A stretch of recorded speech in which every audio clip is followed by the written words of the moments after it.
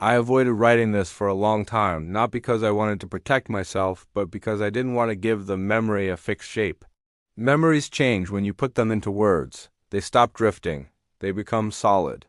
And once something becomes solid, it becomes harder to ignore.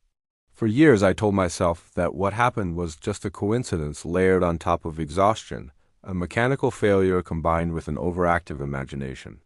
That explanation worked during the day. It completely collapsed at night. Back then, I worked as a night dispatcher on a regional railroad network. It wasn't a glamorous job, and it wasn't meant to be exciting. The work was procedural, repetitive, and deeply dependent on routine. Trains moved according to schedules that were planned weeks in advance. Routes were locked in. Any deviation required layers of authorization and documentation. My responsibility was not to make decisions, but to ensure that decisions already made were carried out exactly as intended. Night shifts were different from day shifts in subtle but important ways. During the day, there was constant communication, background noise, and human presence. At night, that all fell away. The building became quieter, emptier, and strangely intimate. The system seemed louder in the absence of people. The hum of electricity, the low vibration of servers, the faint clicking of relays cycling through routines became the dominant sounds. Over time, those sounds stopped feeling mechanical. They began to feel organic, like breathing. I preferred nights because nothing unexpected ever happened. That might sound strange given what I'm about to describe, but at the time it was true. The fewer people involved, the fewer mistakes occurred. Everything was predictable. That predictability became comforting. I trusted it. I relied on it. And that trust is what makes what happened afterward so difficult to accept. The night it began was unremarkable in every way. I arrived before midnight, logged in, reviewed the shift notes, and went through the standard checks. All scheduled trains were running on time. No weather advisories. No maintenance conflicts. No alerts. The system was clean. Perfect. Even. I remember feeling mildly disappointed.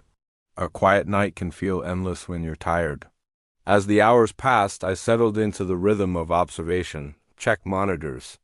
Review logs. Update timestamps. Repeat. Around 1 in the morning, something on one of the secondary displays caught my attention. It wasn't an alarm or a warning. It was simply movement where there shouldn't have been any. One of the inactive track sensors was registering activity. That alone wasn't alarming. Old sensors sometimes triggered due to temperature changes, wildlife, or electrical interference. It was common enough to be ignored unless it persisted. I noted it and continued working. When the sensor activated again a few minutes later, I looked more closely. The readings suggested sustained movement. Not random spikes, but a consistent pattern. Something large was passing over the track, moving at a steady speed. The system automatically began categorizing it as a train. That was the first point where the situation crossed from mildly odd into genuinely wrong. The track in question had been decommissioned years earlier. No trains were scheduled there. No trains were allowed there. The route didn't even exist in the active scheduling database. I checked the logs to see if the route had been temporarily reactivated. Nothing. I searched the archive for any record of recent activity. Nothing. The system, however, behaved as if everything was normal. It generated estimated arrival times, calculated speed, and updated the position of the object in real time. I pulled up the camera feed for that section of track, expecting to see empty rails, and that's exactly what the screen showed. Darkness illuminated by fixed signal lights. No headlights, no motion, nothing that explained the sensor data. I should have dismissed it then. Reset the sensor. Log it as a malfunction. That's what procedure dictated. Instead, I kept watching. Something about the mismatch between the data and the image held my attention. It felt like the system was insisting on something my eyes refused to acknowledge. As the minutes passed, the readings continued uninterrupted. Whatever the sensors were detecting was moving closer to the station. The system treated it as a legitimate train, updating its status automatically. I noticed that the object had been assigned a numerical identifier. I didn't recognize the number. It didn't correspond to any train in the network. That realization unsettled me more than the sensor activity itself. The system didn't create identifiers arbitrarily. Every number had to be pulled from an existing database entry. The fact that this one appeared fully formed suggested that it wasn't being created in the moment. It was being retrieved. I searched for the identifier across all records. There were no results. It didn't exist anywhere except in the live system display. It was as if the system remembered something that had been deliberately erased. The building felt different then. The familiar background sounds seemed sharper, more intrusive. The silence between them felt heavier. I became aware of my own posture, hunched forward in my chair, eyes fixed on the monitors. My body reacted before my thoughts did. A tightness formed in my chest, a subtle warning that something wasn't right. I checked the clocks next. The digital display above the monitors showed a time that was slightly off. At first, I assumed it was my imagination. I checked my watch. The difference was small but real. The system clock was running slow. I refreshed it manually. It corrected itself, then gradually drifted again. I checked the logs. Timestamps were inconsistent. Some entries appeared to overlap. Others seemed to reference times that didn't align with the sequence of events. The system wasn't crashing. It was functioning smoothly, but incorrectly, like a machine following instructions that no longer matched reality. The sensor readings intensified as the object approached the station perimeter. According to the system, it was close enough to trigger proximity alerts. Those alerts shouldn't have been possible. There were physical safeguards in place to prevent unregistered trains from being tracked that way. Yet there they were, appearing one by one, stacking neatly in the notification panel. I stood up and walked to the window overlooking the tracks. The night outside was calm, no sound, no vibration, no sign of anything approaching. The rails lay empty under the signal lights, unchanged and indifferent. I felt foolish standing there, staring into the darkness, half expecting something to emerge. When I returned to the monitors, the primary camera feed for the inactive rut had changed. The image itself was the same, but my perception of it wasn't.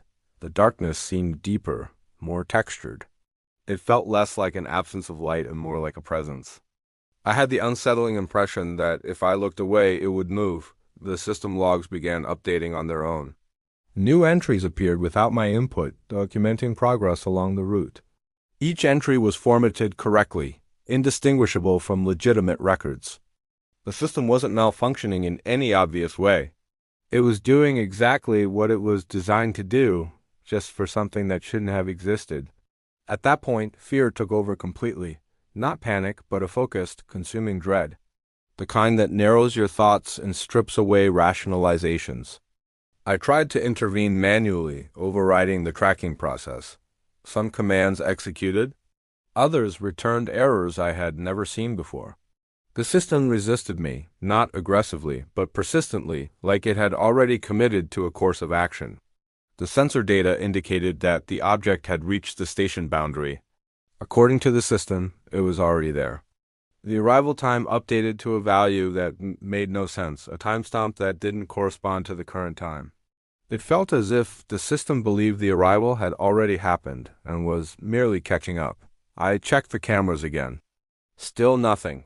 Empty tracks, no disturbance. No sign that anything had arrived or passed through.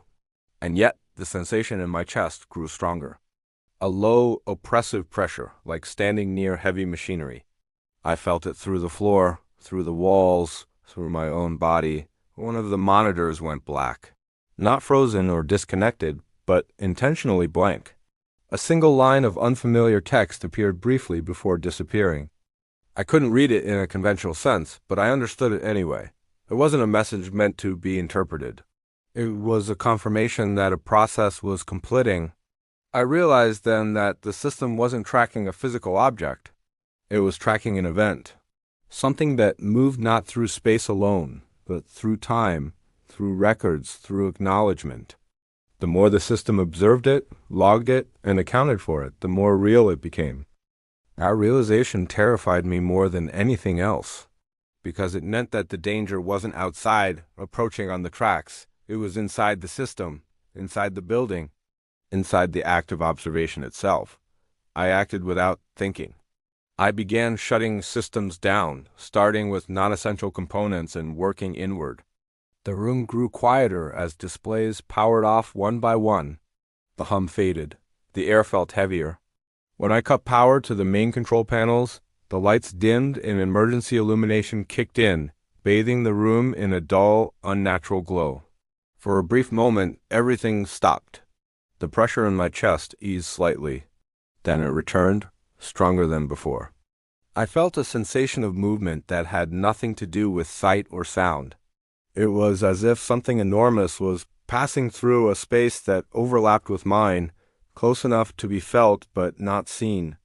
I shut down the remaining systems completely. When the power returned and the systems rebooted, everything appeared normal. The monitors displayed clean interfaces. The logs were intact. The clocks were synchronized. According to the records, nothing unusual had occurred during my shift. The inactive route showed no activity. The sensor logs were empty. I remained at my station until morning, afraid to leave, afraid that doing so would somehow complete whatever had nearly happened. When daylight finally crept through the windows, it felt artificial, like a projection layered over something darker and more permanent. I tried to move on after that.